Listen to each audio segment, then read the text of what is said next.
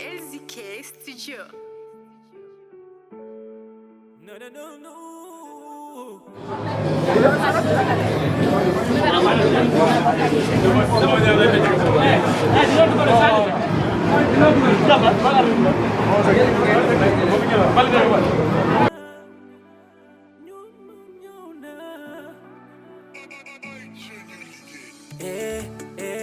Ak man ñëw na di boole ñun artiste yi doon benn mu yow di man di kii ñëpp si lañ bokk. ak man kese bul xaar ñëwal def sa baar ku job rek kay encaissé dundal sunu aar biir Kër Masar Nord.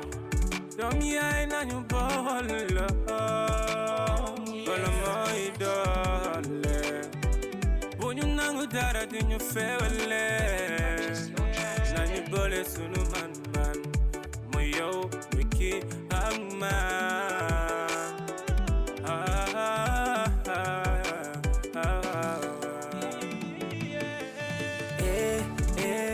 ak man ñëw na ñu boole ñun artiste yi doon benn mu yow di man di kii ñëpp si lañ bokk.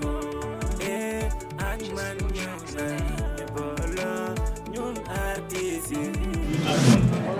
moo organisé Oscar des vacances te bi mooy première journée donc dafa war a neex damay bëgg rek ñu def ambiance mais xam nga man su ma ñëwee damaa bëgg ay compétition dama may jox ñaari xale yu mën a def ñëw Erika ñëwal Erika joxal bi jël la ko et teel leen ko saaga ñu teg joxo téléphone bi ñoom teel ko téléphone bi et tàccu leen Erika andi léegi nag lii doy na wala moom mbër la garaawul jarul lii nag ci vidéo bi dafay wàññi ay point Didier ay supporters am la indi nag nay leer Didier pare go yow pare go Alvin balance-nous la sauce ayca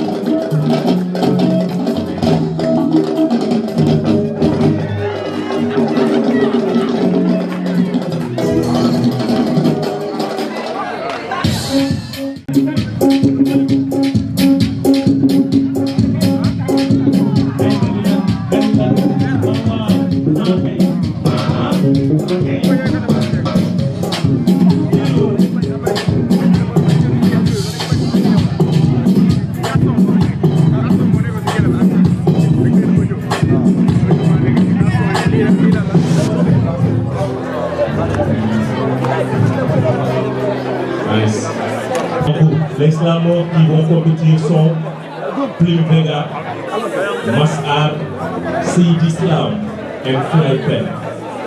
ñoom ñooy ñuy compétir mais avant ñuy dugg nag damaa bëgg fii neex tuuti est-ce que pare ngeen pour ñu neexal fii on va appeler Seck Ndanane est-ce qu'il est là Seck Ndanane 2.0 Seck borom Kër Massar Seck borom Sénégal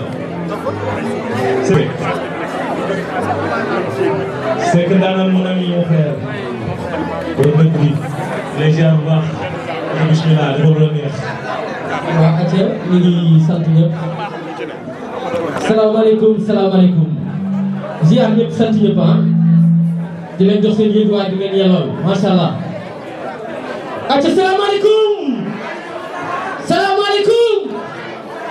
acca Kër Massar en vacances ah dafa war a neex tubaarkàlla ñuy sant di gërëm ñu fi teew ñëpp ak ñi nga xam ne tubaarkàlla ñoo am initiative bi ba def lu mel nii di wax ne chaque jour Sénégal la ñuy bëggee Sénégal ca kaw ca kanam waaye Kër Massar en avant avancé acca mu ngi noonu et moo fereen di jël xam naa tubaarkàlla comme yi fi xaw nañu bett tuuti ndax man ak ku ñuy wax ñànku dafa am lu ñu war a def lu neex te ñànku mu ngi fële ci ginnaaw di préparé kon xam naa 5 minutes ngeen ñu may rek tubaarkàlla ñu ñëw def lu rëy wala suñu bopp dafa jot fii ci Kër Massar culture Kër Massar ca kaw ca kanam yaa ngeen déglu.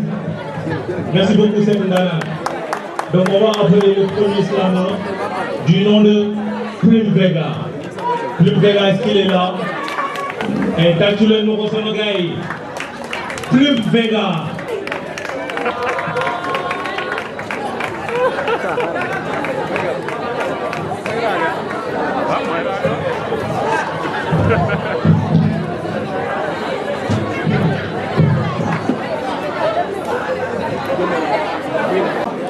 ñoom dañoo fàtte dëgg suñu ay nëpp nan ñun la dañoo fàtte dëgg duñu siis naan dañoo xiif te bu ñu fàtte suñu ay law lañ doon siif quand ils étaient plus bas que terre nos soldats les ont aidés à la guerre réclamant leur dû ils les ont massacrés et entassés l'histoire retiendra Thiaroye 44 pourquoi c'est chut complice ceci lance coupable si je lance mes mots.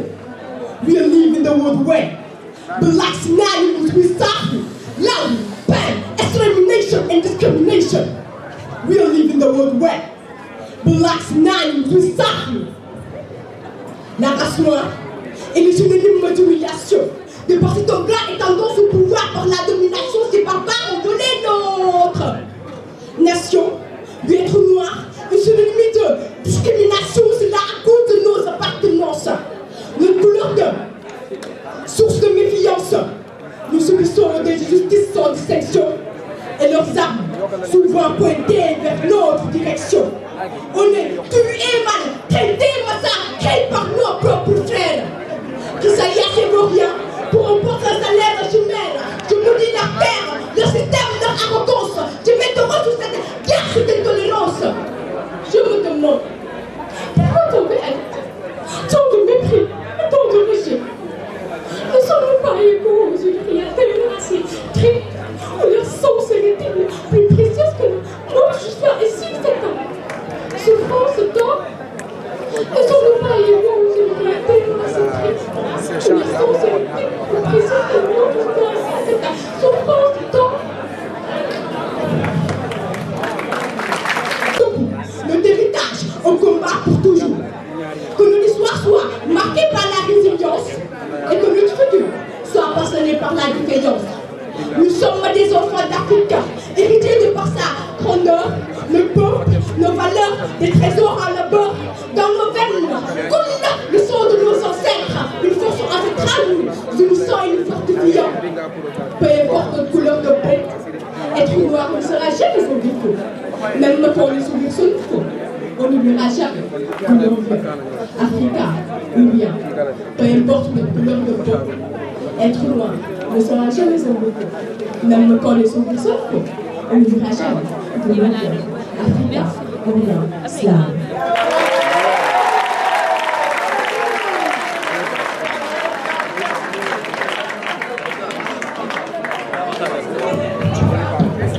Kay tàccu leen ko waay ah tàccuwaat leen ko.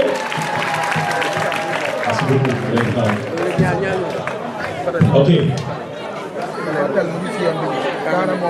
Jury, on a 8 ici, 8 ici, 7,75.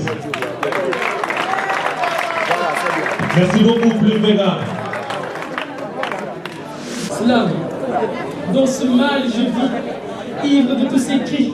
Dans l'ombre de mes mots, je trouve refuge pour fuir de ces crimes. Mon esprit est troublé, dans ce trou oublié. J'écris, je tire la réalité du monde. Je s'estime, rêve, je marche, je cours. Mon destin est une boucaille. Je tombe, je me relève avec cette arme. Je désarme avec cette poésie unique. Je ruine, je déchire. Bientôt la vérité s'éclatera. En silence, dans ce noir, je perçais l'avenir. Avec cette arme, je tue le crime. Ce futur à venir, venir, oui. Bientôt la vérité s'éclatera. Le feu d'espoir, le désespoir, voyez, laisse voir surgir la réalité. Après, c'est de là.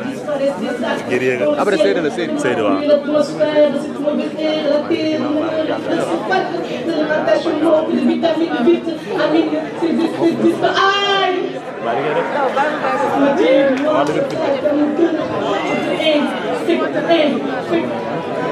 Je vois le ténèbre cosmique, cette barrage antiforme, et l'animatie, viser les chaînes enchaînées de ma tête, cacher ma allégeance, associer, oui, le mal à dominer, ce mal qui a longtemps pollué l'atmosphère, la terre, la mer, ce mal qui a contribué le changement climatique, à la pollution atmosphérique marine.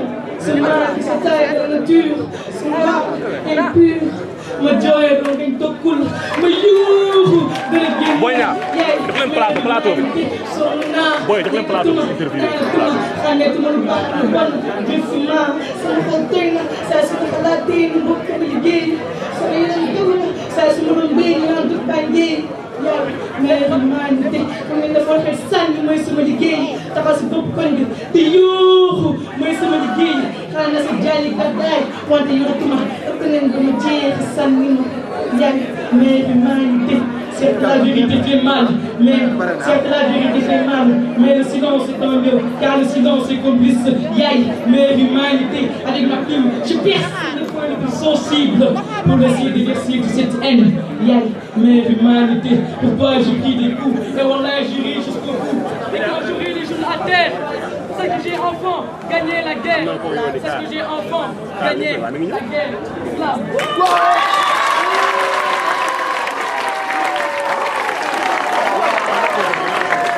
Merci beaucoup. Gratulez-nous pour voir Mass A. C'est bien. Jury. La notation ici, on a 7,50. Ici, on a 8. Ici, on a 8,50. Gratulez Mass A. C'est l'islam. Ça n'est pas suffi. Alors nous voici. J'en parle, j'en reparle pour le faire comprendre qu'il y aura bien des comptes à rendre avant même de rendre l'homme, cet être de qui vous avez fait le maître de tout être, a fait naître le pire espèce de traître. Il vous a trahi, mais il s'est trahi lui-même. À force de vouloir faire feu, il a fait long feu. Il lui a fallu quelques siècles pour tout saccager. Mais quel genre de créature avez-vous fait fondre dans la nature, Dieu? Aidez-le, au lieu de progresser, il a procrastiné sans même postuler sur son sort. Et il pense qu'il s'en sort parce qu'il respire, mais son état reste pur. Et moi je m'exprime sur son tort, sur cet art. C'est trop tard, mais ne soyez pas indifférents. Ne voyez-vous pas que l'homme a rendu le monde immonde, les ondes du mal abondent. Il a abandonné le mieux pour le pire et il a péri. Mais regardez comme la terre est pourrie. Comme ça pue le sang que l'homme a fait couler pour une couleur de peau. On s'entretue à cause de nos ethnies ou nos croyances qui se posent. Mais attends, il est temps qu'on se pose une question.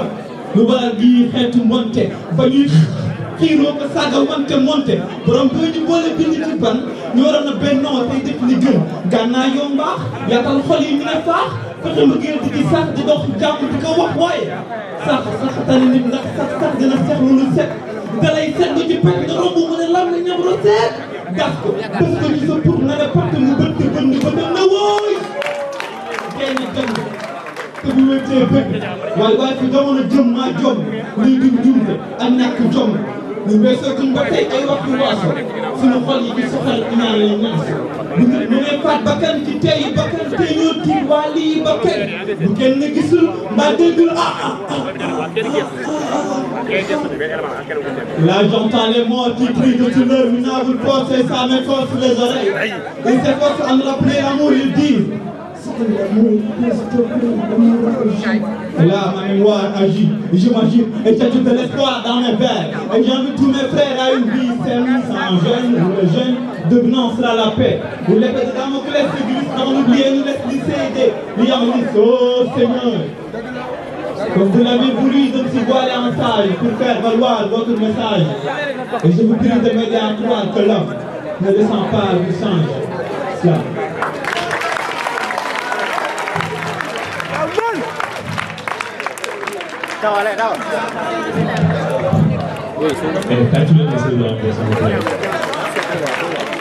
Jury, les notes.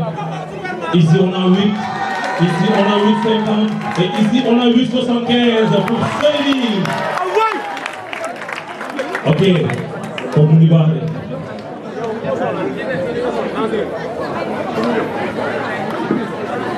Et le suivant, c'est Fly Pen. Tâchez le Fly Pen s'il vous plaît.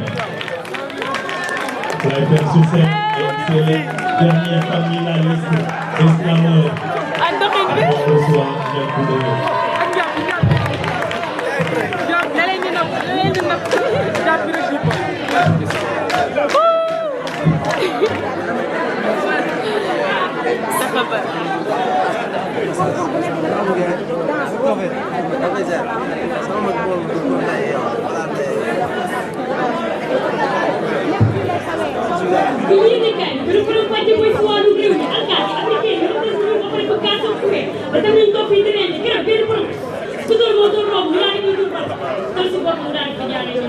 Couleur noir transformé en blanc. La couleur du lait est devenue noire. Mais mon encre bleu est devenu noir. Mais l'enfant noir est devenu blanc. Sa peau est noire mais son esprit est blanc. Adulte discipliné est devenu agresseur. L'Afrique est devenue l'Amérique. Nous n'avons pas d'argent mais nous ne nous comportons pas comme des Africains mais comme des Américains. Nous avons fait, oui. Nous avons fait. Mais l'Africain n'a pas besoin de paix. C'est où nous avons amené sur le bois pour aller les tours pour faire les victimes pour stopper Sandayal. Dans son pan de l'esprit de Wanyam.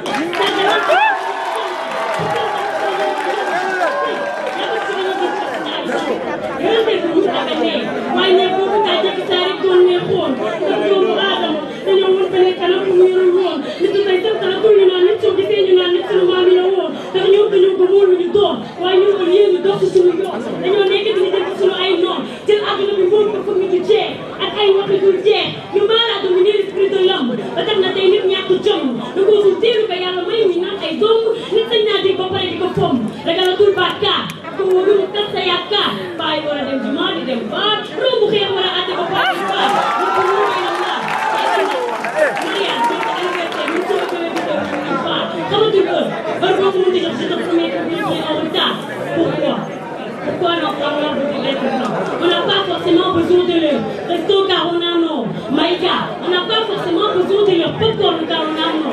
C'est ça qui a fait. Dans la couche, on va faire un fly. C'est ce qui a fait du magasin à mon fly.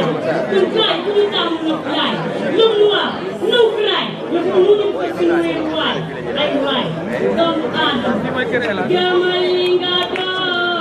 Gamalinga do.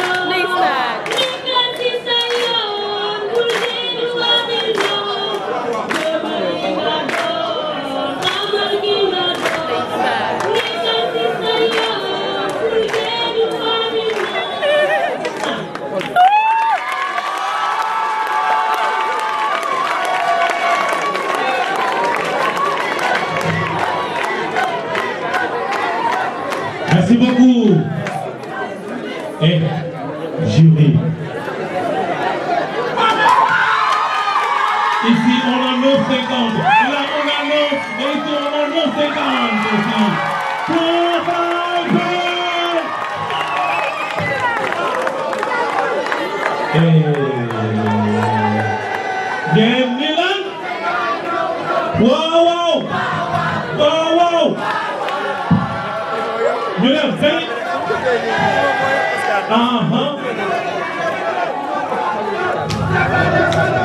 Hey, yeah.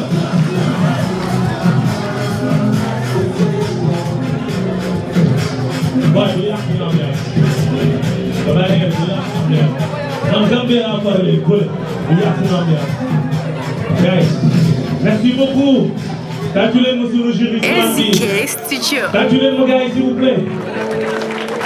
C'est les gars qui sont déjà champions régional, champions communal.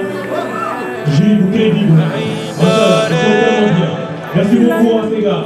Donc on va continuer. On va appeler en première position Nyankou et Sekundana. Gaï. Ak man ñëw na ñu booloo ñun artistes yi doon